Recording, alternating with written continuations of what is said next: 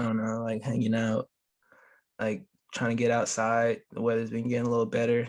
It has been getting a little nicer, bro. You starting to Yeah, feel it. The I'm sun's starting out to until feel it. like 7 o'clock, 8 o'clock. Right, right, We right. record. It's a 7:30 PST, and the sun is it's it's still out there. I can still see the sun through the blinds of my room right now. Yeah, yeah. I just came back from hooping with the homies. No, I know. I knew that's why you pushed it back too. I was definitely just like, damn. That's something I wish I could do. That's what I did last weekend though. I actually did have a little hoop session with the homies down here in the South Bay. Yeah, We had a little 3-on-3 going, so it was a solid time. It was definitely a solid time.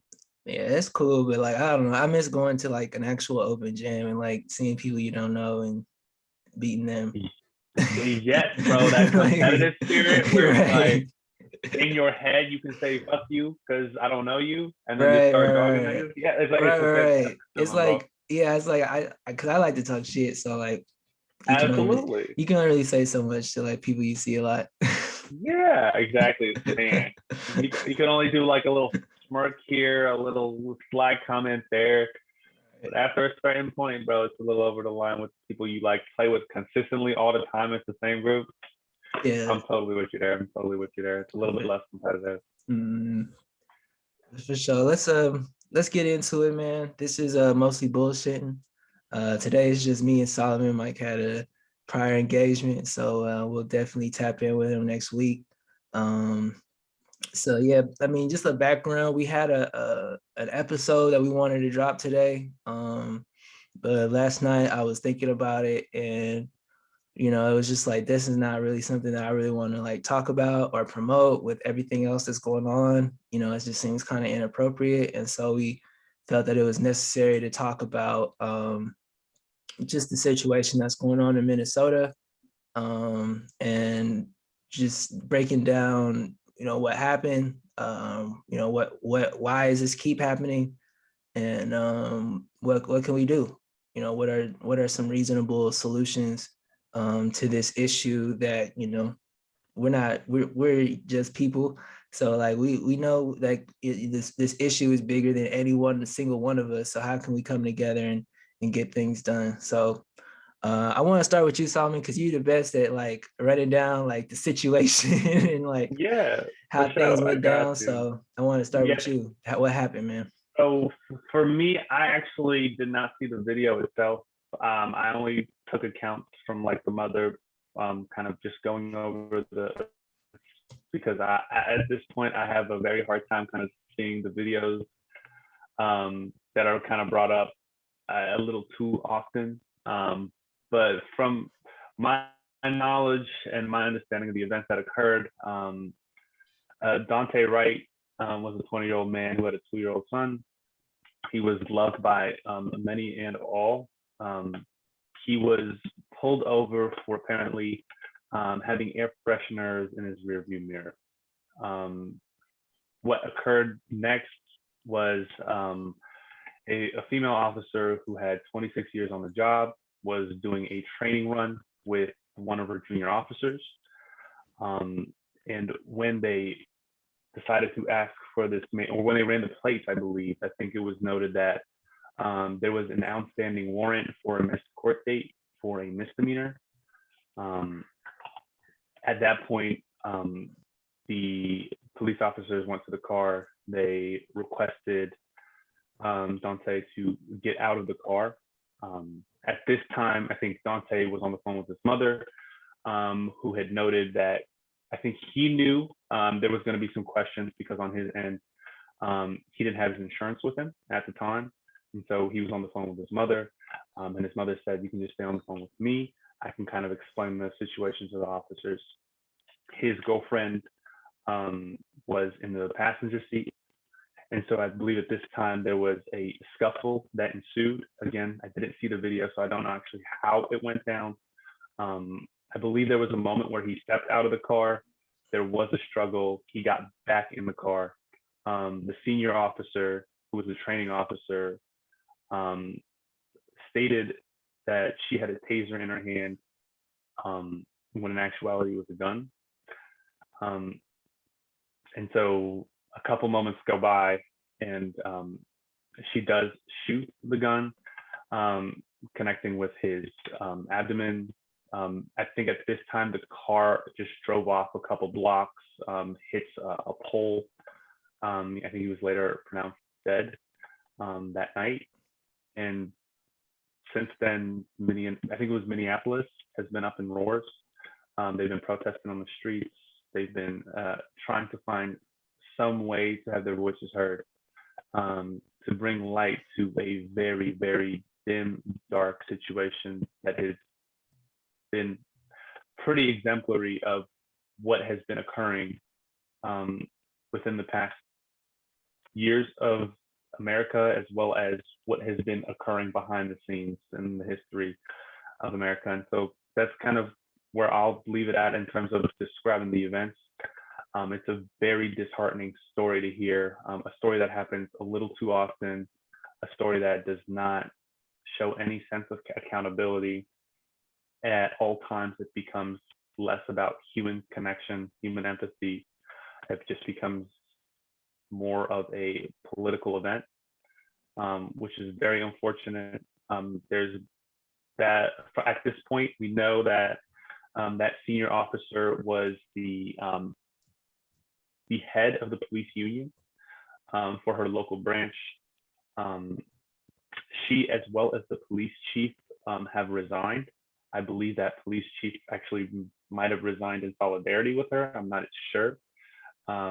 But she is no longer with the force at this time. The police have not commented to the investigation, but the chief did mention and pretty much chalked up the actions by the officer as an error, essentially, since she was recorded saying that she had a taser, and when in actuality it was a gun. So yeah, I'll leave it there. Yeah. So I saw the video. You know, it sucks. You know, it's like, damn, like you kind of like wish you don't see it, but then there's also that like The itch. that itch of like not just an itch, but it's just like, damn, like if this is me in this situation, like how do I picture myself in this situation? Like let me see how these fools move, because this is what they do, right? And it's crazy because like you were saying, like this is happening 10 miles from where George Floyd got killed, and they're having his trial. And I think they had to like stop his trial or something like that because of this event. Not his trial, Derek Chauvin's trial. Let me be very specific about that. The police said that there was expired tags and that's why they pulled him over. I mean, I don't really get into that because they don't, it's probably like probable cause is like BS. Like, you know what I mean? Like it's really any reason and they'll like find one eventually. And it's like, oh yeah, that was always the reason. Right. Yeah. So I didn't hear what they said on the body. Like the video didn't show me like why, like that portion where they were like, this is why we pulled you over. So I just know what they reported after the fact. Gotcha. And yeah, it's just really weird how somebody who's president of the police union, so you know you're obviously engaged in a lot of this is how we do police work. This is, you know, the right and wrongs of police work. You know, you're very you know, knowledgeable about all of that. How you can pull your gun and hold it. If you watch the video, she was holding at him for about 10 to 15 seconds before she actually pulled the trigger and kept saying taser, taser, taser. And you can see like the gun in the body cam video. Yeah. And it's interesting because like if I can see the gun, like obviously she can see the gun. And you know, it's like the tasers are yellow. You know what I mean? Lighter. And they're much lighter. You're talking about the location of the body. Yeah, half as like it doesn't even weigh half as much.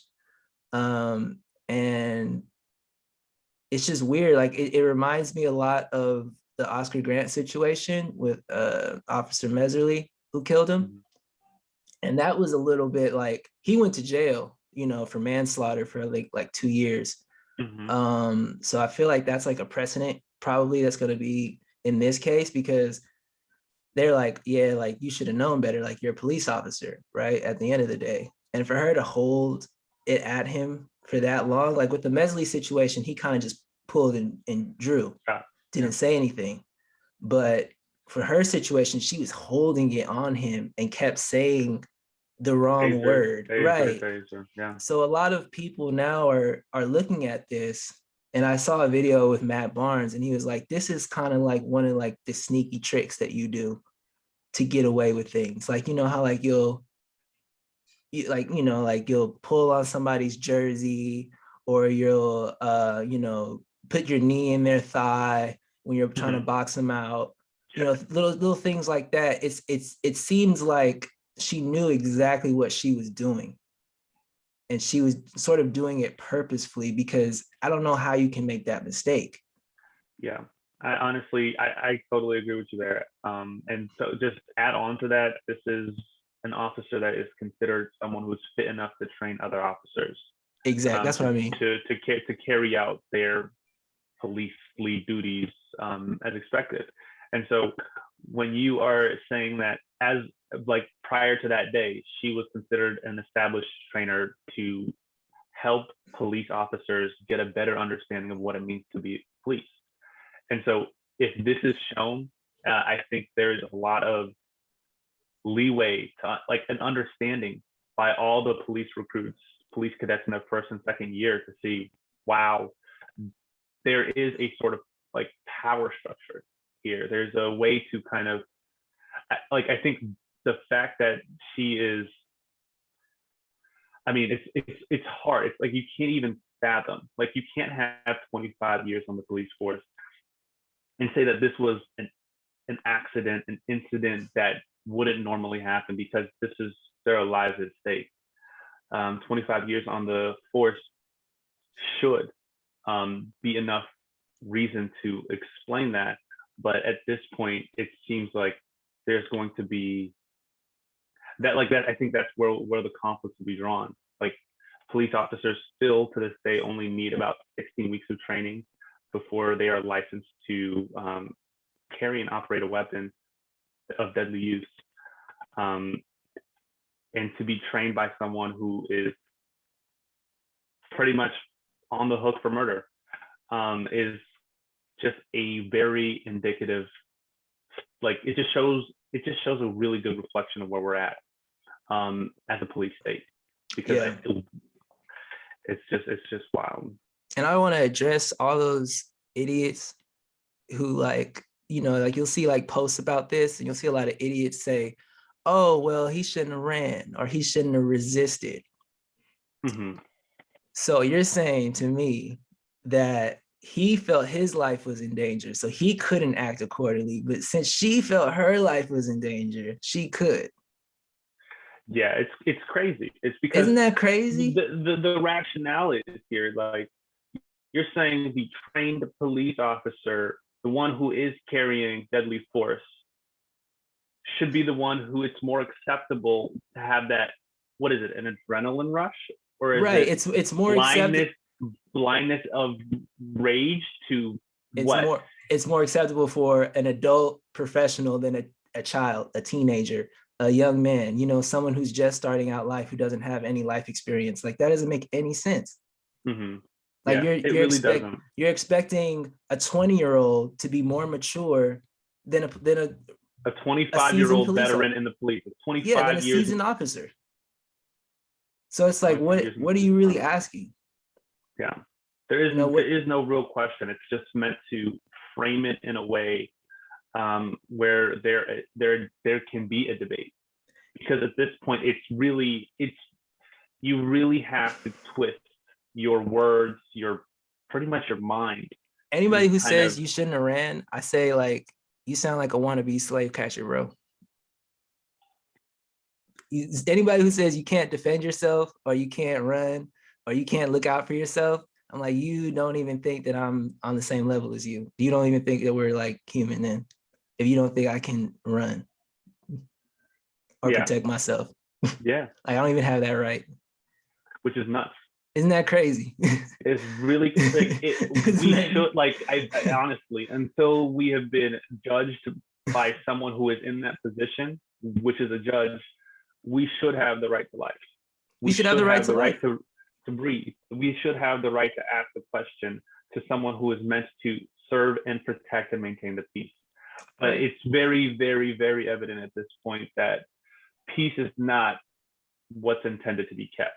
I think if they were peace officers, there would be a lot more training. I think there would be a lot more places for police officers to handle high intensity situations, a lot more Mhm. de-escalation practice. But when you have police trainers being the head of the police union, Mhm. I mean, they're defending not only for their own pay, but for the rights of their police counterparts. So what does that entail? It's about in keeping like the police officers' Bill of Rights. It's about Mhm. maintaining qualified immunity. It's about keeping the protections of officers in place so they are able to continue to make these mishaps, which, and on their end, it's a mishap. On our end, it is death, destruction, the breakdown of families because of these actions that they consider mishaps, because it trivializes the moment. Yeah, It really does. they're not really peace officers. I mean, if you look at the history of the police, they're really here to protect commerce, whatever it is that the United States is in business of doing. So they started out as slave catchers, Hmm. for real, for real. I mean, Yeah, so no, like I know that. it's like that's really what they're here for. They're here to protect the status quo, and Yeah. that's really what we're fighting against is a paradigm of lies. Um, so let's go to the next question. I wanted to know, I wanted to discuss, um, what do you feel is the root cause of these kind of situations? Well, I would actually start right where you left off, where police started. The police started back in the what was it? Was it the 1880s or the 1890s? Before that, Um, probably. Before that, Mhm. yeah, but as intended as slave catchers. Um, since that point, there has been documented evidence of hate groups, including the KKK, being embedded within the police department. And It's deeper than that, Solomon. it's much deeper than that, and I understand. But what I'm trying to get at is the the fact that we are we all we have done was improved, attempted to improvise on slave catchers, and what they have done is just reorganized it so it could fit the modern day, Mhm. using a number of tactics, a number of issues, um, coded language to address specific demographics that they saw unfit um, to pretty much just address, arrest, and criminalize and put in prison. I think it's very evident after the civil rights movement how that so smoothly transitioned into mass incarceration in the U.S. And so it feels like there Yeah, is watch 13th. Watch the it 13th. feels it feels like there is pretty much planned progression in terms of how police can maintain power. It's not necessarily about maintaining peace. It's always kind of been maintaining a specific authority and power, which is essentially fear, having a fear-ridden society.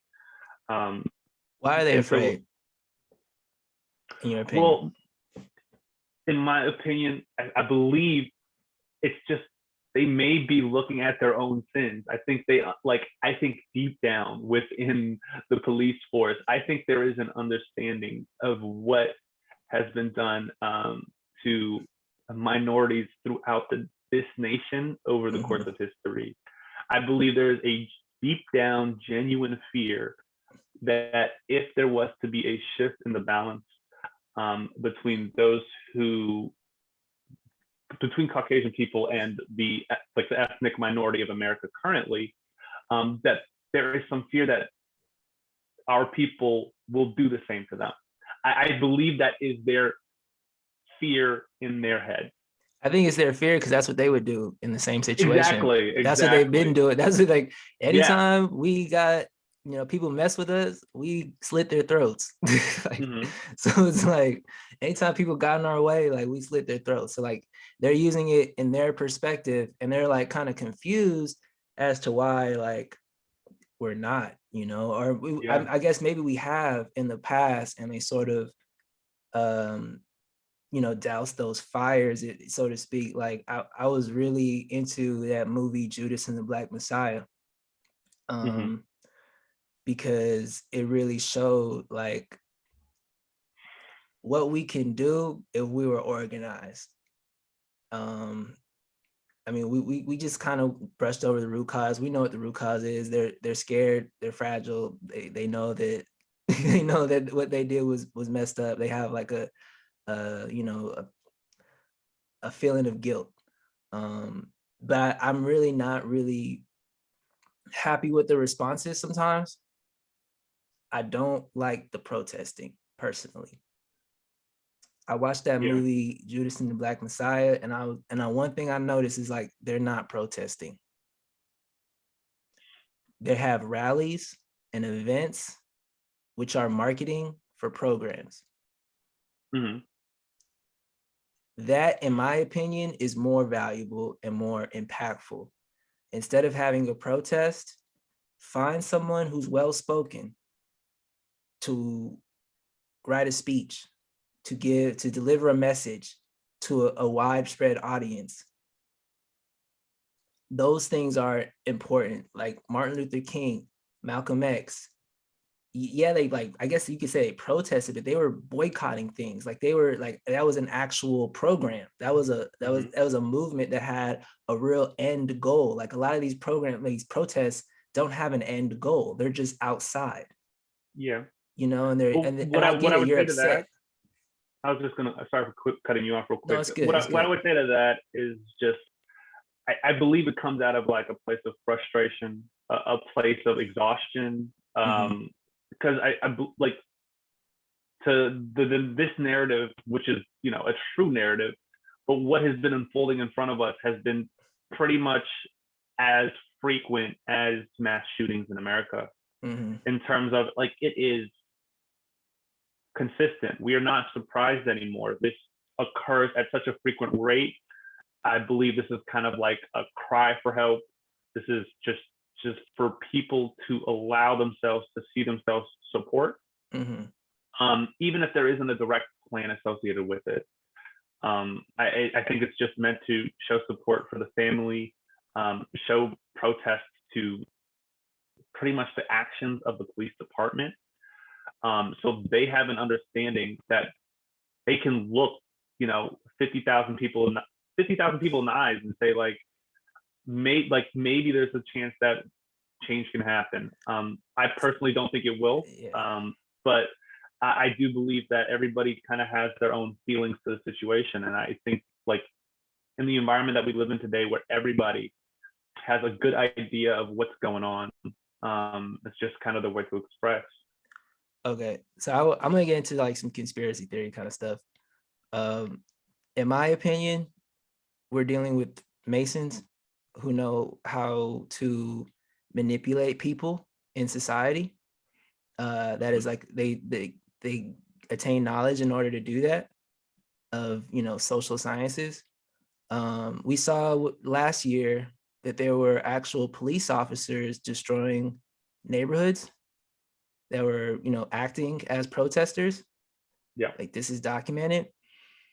So one of the things in Freemasonry is order out of chaos, because if you get, I feel like what that means is that if you get someone emotional, then you know exactly what they're going to do, Hmm. and what their trajectory is going to be, Yeah. and how they're going to move, and how that's going to like sort of fizzle out, if Hmm. they're just moving out of emotion. So Yeah. in my opinion, a lot of a lot of the response is sort of set up to not get anything really done. Um, and we're getting caught up in the symbolism and hope, and these terms of hope and faith, which are cool. but you know, like to me, faith is like when I get out of my bed, I know that the floor is going to be there, you know, because I've seen it done so many times. Like I've stepped on the floor so many times. So now I have faith in that the floor is going to be here. You know what I mean? Not just that, Mhm. you know, we've protested over and over and over and over again, and we haven't gotten consistent results. So I don't really have hope, or I don't get the feelings of hope and faith from these protests because they're not goal oriented movements. So I hope what we can do, like I was saying earlier, is we can start looking towards, and I understand, like if you put yourself out there, you become a martyr. You see what Mhm. they will kill you. Like Mhm. if you put yourself out there, they will kill you. Like we've seen that. Yeah. So I understand it's scary. But there's I think that together we're stronger than them, than the forces that are working against us.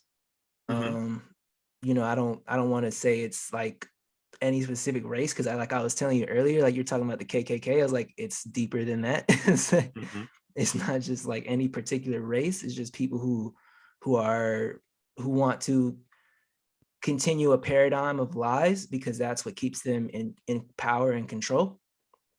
um and so I think what we can do, like I was saying, is just organize and have real actionable programs and real things that will lead to something else, you know, like not just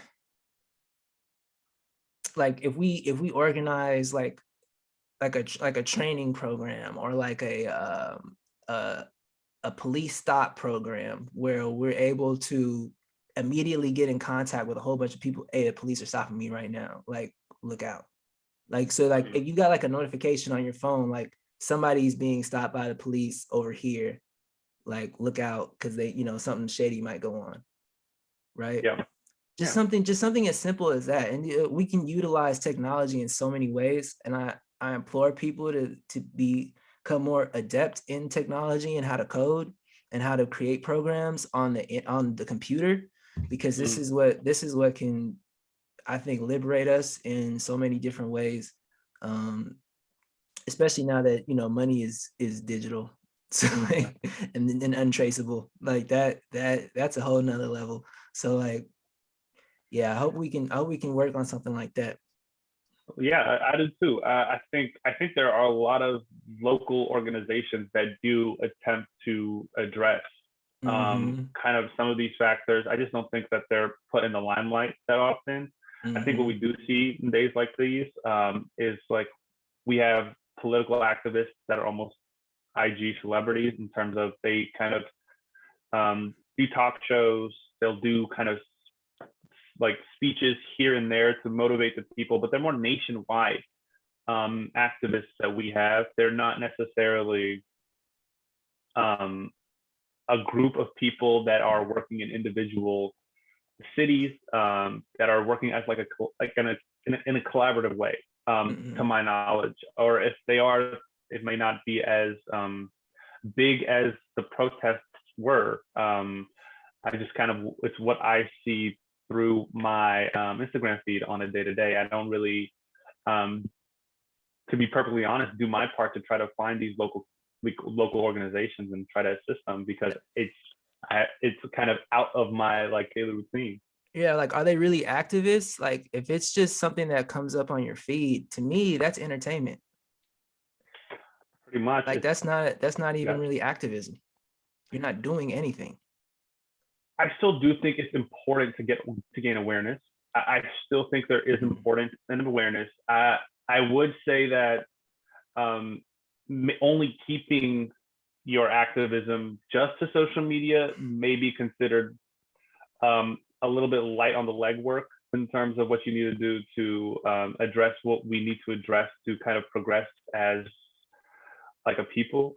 Mhm. But from my standpoint, yeah, I think there needs to be additional action items that just isn't in the form of protest, that is applicable to kind of everybody. Like having children involved, having family members involved, having like pretty much having the community involved in specific organizations to help address issues in the community, because there's like, if you look, there's going to be neighborhood, like, what is it? What's the neighborhood group that kind of like helps snitch to the police from time to time? Neighborhood watch. The neighborhood watch. Exactly. There is the neighborhood watch in every community. Is there a community that's also alerting like citizens to say, hey, you need to watch out for this officer and this officer in our communities? Right. They have bad track records with interacting with people. This officer has been kicked off the force from 3 different police stations, and he's still on the job because he's a police officer. I'm not sure if we have those in the communities where we need them most. Mm-hmm. But it's not only that. I believe it's more of, a majority of it is kind of having that awareness to Right. what's going on around us. I think asking people to be form fit into what will make them less threatening people doesn't necessarily help the situation. I think it's more about the actual person committing the act of violence that needs to be addressed here. So attempting to find ways to address police activity in a way that they are held accountable within their own communities. I think with this national attention, it becomes a little overwhelming to have a real conversation.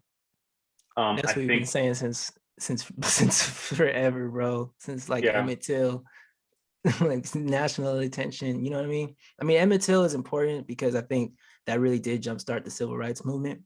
Mm-hmm. But that's jump-started the civil rights movement, and then they were getting into programs, and then they started assassinating leaders, political leaders. The U.S. government was. So I understand, like, yeah, that's like sort of like the formula. Like, let's get this national attention. Let's repost it. And like you're saying too, that is a good point. And I do want to like retract like sort of what I was saying with posts. Like, yeah, it's good to have awareness and information. So that is a good, use for that. But I don't think that this awareness is enough, for one, today, because people I think people on our side are afraid of putting themselves out there, putting their necks out there, because they see what's happened to past leaders. And 2, I don't expect people to punish themselves. Like the people that we're getting upset at, like, it's police officers that are investigating this. Yeah. So they're not going to arrest. They're not going to, charge themselves. They're not going. They're not going to break. They're not going to break down the paradigm. Yeah, they're not. They're not going to charge someone. It's a system. It's a matrix. So it's like, if we that's a crack in the matrix by prosecuting this person. Yeah. You know what I mean? That sets up a precedent. And so you don't want to, they don't want to do that. And so what are real things that we can do? And that's why I had this up. We can't even worry about them, bro. Like hoping that they do better. What was that movie? Was it called that movie with Joey Badass on Netflix? Did you watch it? I am not sure. I feel like it's called Out of Darkness. I forgot what it was called. Definitely not then.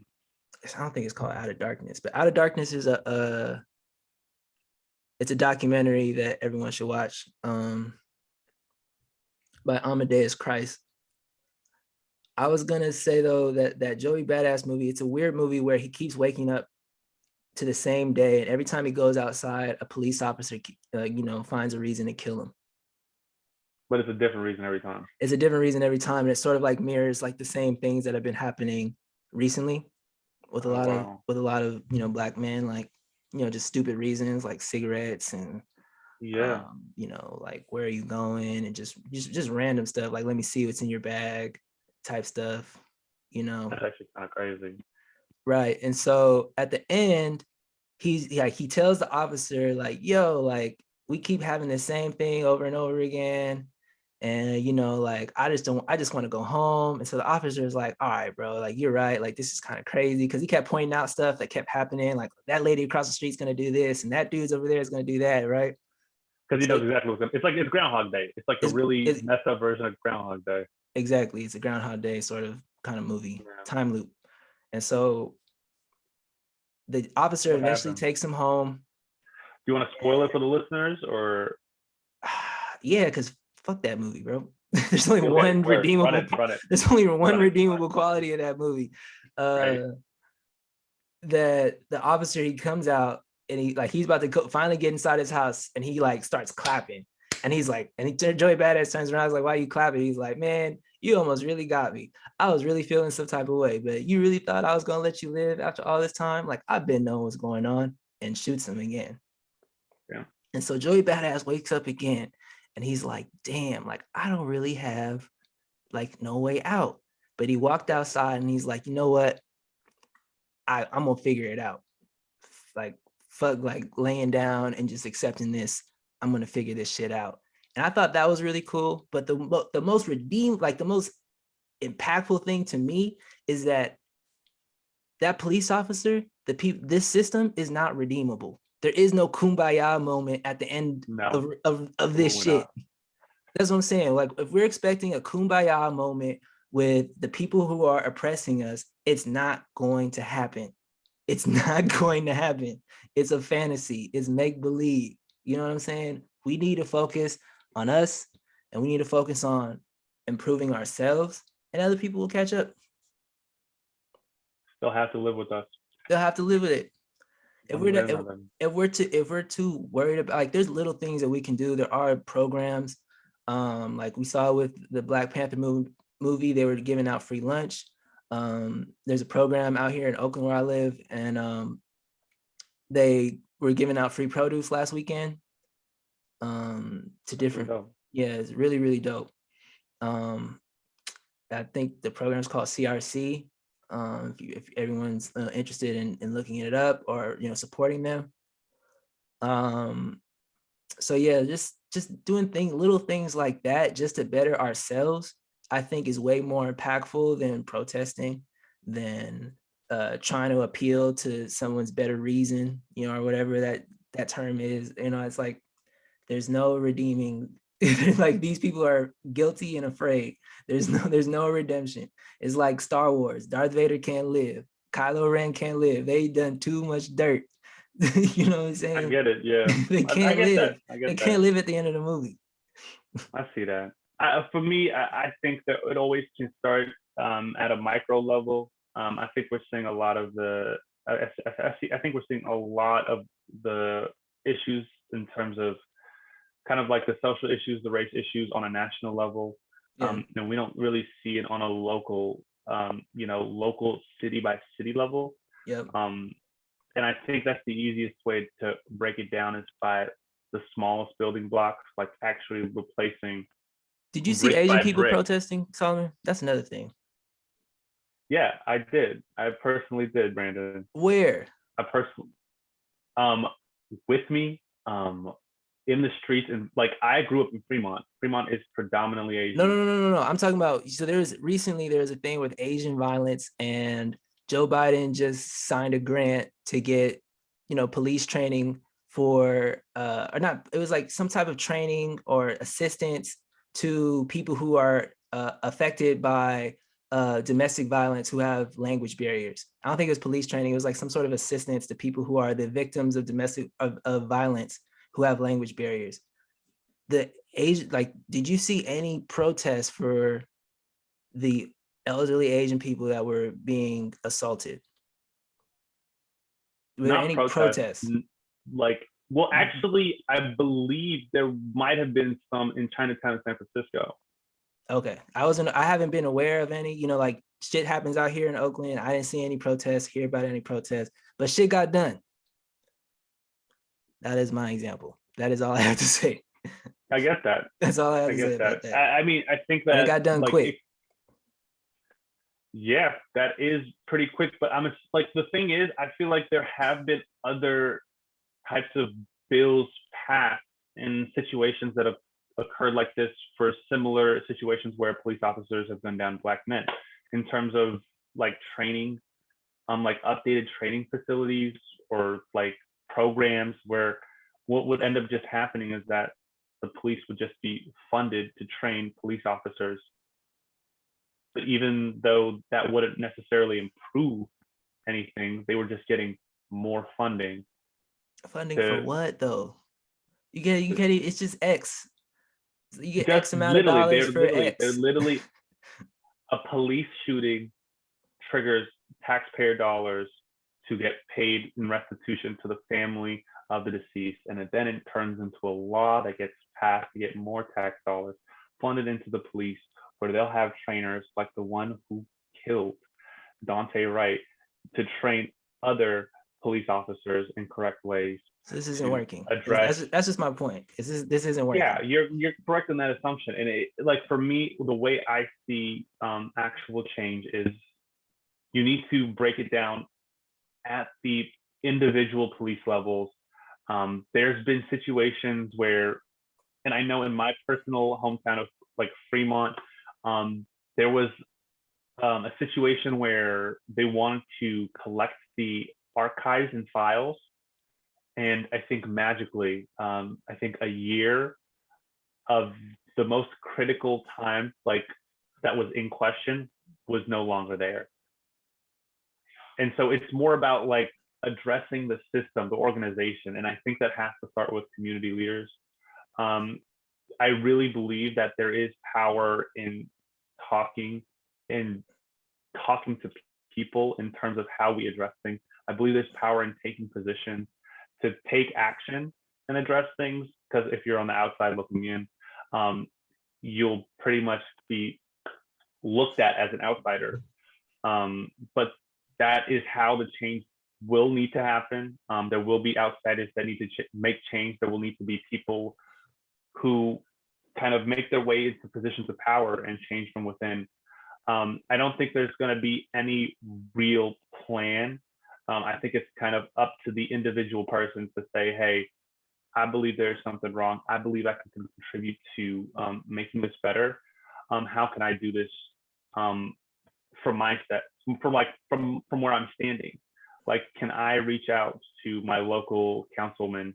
Can I reach out to the local like NAACP chapter? Can I like reach out to like my local state senator? What can I do in the moment? Because if we defer these types of actions to other people to make on our behalf, it'll pretty much be a domino effect in saying like, this person is actually supposed to do it. No, this person is actually supposed to do it. Well, this person's been doing it for a really long time, so let's have him or her do it. What ends up happening is, go ahead. Wouldn't that happen though if we reach out to these people? Like, wouldn't they just defer? Isn't that what you're saying? Well, so in my point, I'm trying to say that we need to actually follow up on our actions. Every individual person needs to be accountable for the events that go on around them, the people that talk to them, the language that they use. In terms of like, if someone you know says that, hey, I believe that the officer made a mistake in this situation, will you be able to calmly sit them down, or are you going to, just say, I will never ever speak to you again because of your opinion? We have to understand that people as well as society change. People change much quicker than society. And so I believe at this time, all we can expect is slow, consistent growth. And it may not seem like that at the current moment. It seems like that there is a pushback, because there is pushback. There are people and there are higher powers and forces, like you said, Brandon, that are attempting to maintain the status quo, and they're basing this upon fabricated lies that they tell themselves to justify their own actions. But at the end of the day, if we keep persistence, knowing what we believe is true, knowing what we believe what we're doing is just and fair in our actions, we should prevail. We will prevail, because we've been prevailing this entire time. There is no looking back.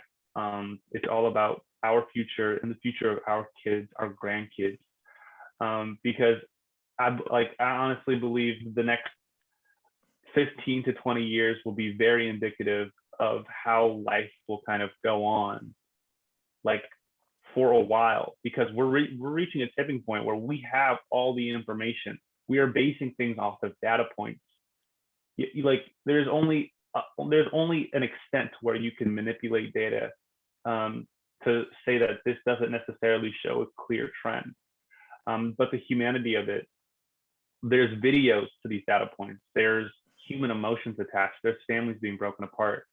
Um, there like there is evidence out there to show you. If you want to deny, you can deny as long as you'd like. But over time, like when you have kids and your kids get an idea of what's really going on in the world, like you can only be protected and stay in this little circle of yours for so long if you truly do believe that there is not a race issue in America. Yeah, and it's like I was saying, it's bigger than a race issue. It's it's like a keep people separate so that we can control them issue. Yeah. I like I was saying, I think that the people that are really doing this aren't really concerned about race, or just know that eugenics is BS. But they're just more concerned about social sciences and how that's used to manipulate people. So I think people should study social sciences. They should study history, because ain't not like there's an old saying, ain't nothing new under the sun. A lot of these things are repetitive and reflective upon one another. Yeah. So I think if a lot of us, like you were saying, had more information and awareness, like you say, like, you better, you can do better. Yeah. What I want to just add to that, it'll be difficult. It'll be very difficult to maintain these types of bubbles. They're highlight like especially because Facebook is considered one of the most dangerous places for misinformation to leak, because with information there is misinformation, and we are in an era of misinformation. Yeah, read that Guardian post about how Facebook lets political leaders um silence people. I did not know that. Yeah, That I did not know. the Guardian just came out with an article talking about how Facebook allows political leaders to silence journalists all over the place, all over the world. Yeah. So And I yeah, think there was Facebook sucks. I actually may have read that article, but You get your money. what I wanted to like follow up on that was there's the Armenian Azerbaijan conflict. It's just a very random tidbit, but what they wanted to spell out was there was a post reflecting anti-Azerbaijan kind of ideology, because their attempt, like I believe one of the higher ups have pretty much just explained that they want an Armenian genocide, and it's pretty much been plastered over Facebook. And what's been occurring is that once any type of opposition in terms of like journalism, in terms of anything that's coming out in the press, there are like tricks. There's like bot tricks where people are creating multiple accounts to attempt to just sound out any and all dissent. And so it like kind of helps that bubble. I think this, I'm not sure if it was a Guardian article, but it was just highlighting how insane. There was, I believe, 300 comments, all just denouncing the journalist who wrote the article and posted it onto Facebook. What it was noted at, like, I think 294 of these posts were documented by people on their second or more accounts, and they were listing them under businesses of some sort. So they can create multiple accounts, pretty much create an echo effect of their own opinion, and they can pretty much just let them say whatever they want. All these accounts were created less than a year ago, and they were secondary, third, and fourth accounts of different people who just pretty much wanted to reiterate the same thing. And the only reason why I bring that up is because there's a lot of danger with it, with misinformation in America today, but like especially in undeveloped countries that aren't able to pretty much address misinformation, because misinformation will spread halfway around the world before the actual facts leak from time. And so in situations like that, what will the repercussions be? I believe we have the resources in America to address these to the point where there won't be too much pushback. But to this day, like we don't really ignore, but we sound out the Fox News, we sound out like the conspiracy theories that are being thrown out there, the rationales why they believe everything is okay, or in another sense, why everything is pretty much leading up to a race war, why like their own opinions and rationales as to why like the blue are being attacked, why they need to back the blue, back the military, Right. Back Trump, back whatever reason they need to be. There is misinformation to spin to create a narrative. And so over time, which is why I said 15 to 20 years, is because I don't know how we'll be able to sift through this misinformation while we have these types of powerhouses such as Facebook and Facebook through Instagram and Twitter, and because this is all unfiltered, this is all free speech. Right. Just don't give a fuck that it's on Facebook. Like, don't be like, oh, it's on Facebook, so it must be true. Oh, it's on Instagram, so it must be true. Like, it gotta be okay to like think for yourself, do for yourself. Like that gotta be all right. Like that, they can't be looked down upon, like it shouldn't be, a big deal if you're wearing fake Gucci. We need to stop like calling each other out on just trying to be the best that we could be. You know what I mean? Yeah. And like, and stop trying to, if we prescribe to their standard, then they already won. Yeah. So it's like, yeah, if the information's on Facebook, fuck Facebook. It's that simple. Delete it. Delete it. Like delete it or ignore it, or just understand it's bullshit and move on with your life. Like don't let it control you just because it's on Facebook. Don't put any power behind Facebook. Facebook was created by pervs. Watch the Social Network. Like there's nothing special about Facebook. Anybody can create a Facebook. But yeah, it's just this day, it's hard because there's actual, algorithms inputted to maintain your eyes onto a screen. So it's harder than people say, but it's definitely something that has to be done. So we're able to kind of just see the bigger picture here, the humanity in things. Right. And like going back to it, awareness, information. If you're aware of algorithms and how they work, maybe it won't affect you as much. But if you're not aware of algorithms and how they work, maybe you're more susceptible to being influenced. So it's just information about how these programs and systems are working against us, and then just move accordingly. Like I was saying, once you know better, you'll do better. Absolutely, man. Yeah, that's great. It was a good conversation, bro. Yeah, man. I'm glad we had it. I'm sad Mike wasn't able to join us today, but we'll definitely probably try to get a little bit of his input next week. I'm sure a lot of this stuff is still going to be going on. Still will be a topic of conversation. So yeah, man, I appreciate you joining me today, man. We can discuss some real stuff going on in the world, and hopefully provide some solutions. Hopefully somebody took something that we said and was inspired by it. And like I was saying, just do little stuff. It doesn't have to be, I don't think you really need to have to talk to your local politician, or you have to, escalate things up. If you just do little stuff like handing out produce to people in your neighborhood, mentoring youth in your neighborhood, it's like little stuff like that has a long-term effect. So you just look at little things like that you can do, educating people Giving them real actionable things that they can do to better their situation, little things like that will really help out.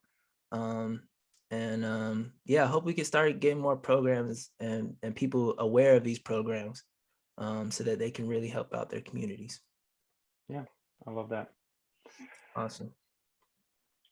All right, man. I'm gonna catch you later. Yep. Have a good one, dog. This is the Mostly Bullshitting podcast, even though we weren't bullshitting this We weren't out podcast. bullshitting today. No, It was, we would definitely have to bring it, it's a straight talk podcast. bringing you some real. Yeah. But yeah, next week, hopefully we'll get back to you with that bullshit. Yeah. I'm gonna definitely have to talk to Mike about Rondo and CP3, because that's hotly contested debate. We definitely gotta talk about that when we get back to it. I don't know what he's thinking, bro. He was a Clippers fan. He grew up a Clippers fan, so I get it. I get that part. I still think he has some fair points, but what I will say is if Rondo does get the Clippers a ring, There's no debate. There will be a conversation to be had. Then there's no debate. I'm just saying, the last time they played each other straight up, we saw what happened. My guy outplayed him in 19 minutes. They played like last week, the Suns and the Clippers. Oh yeah, okay. And Rondo outplayed CP3 and played half as long. They had a better stat line and played half as long. It scored most of his points in the fourth quarter. But I don't really want to get into that. We'll talk about it next week. I'm gonna wait until Mike's here so I can just be the little moderator between our little fight. Please. It'll be a fun one. Because it'll get crazy. It's gonna get crazy up in the pod, but it's cool, bro. Yeah, I might have to put like a little, like one of them little tickers and like the Instagram posts is like, who you think is better, Rondo or CP3? I know I'm gonna lose. Might as well, yo. But like you said, bro, if they win, I'm absolutely gonna lose because of media and stuff. But like, yes, if the Clippers win, especially if the Clippers play the Suns in the playoffs, that's really, I'm like, oh please, fingers crossed, bro. Hilarious. All right, bro. I'll catch you next week, bro. All right, I'll catch you, man. Have a good one. Peace. Bye.